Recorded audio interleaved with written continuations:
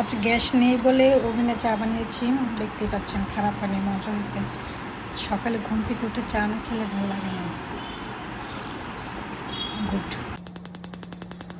আজ ঘুমের থেকে উঠেই দেখি গ্যাস নেই, কি একটা অবস্থা। সকালে নাস্তা করব, চা বসেছি ওভেনে, দেখি কি অবস্থা।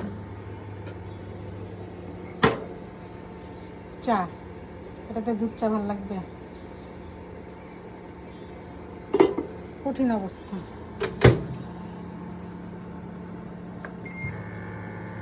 দেখি আজকে ওভেনের চা কেমন লাগে। ফ্রাইডে তো অনেক রান্না বাড়া, কিন্তু কি করবো, কিছু করার নেই। কালার তো ভালোই আসছে, দেখা যায়।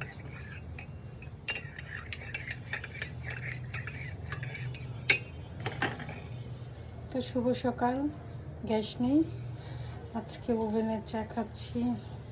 ঢাকার অবস্থা বেশি ভালো না গ্যাসের।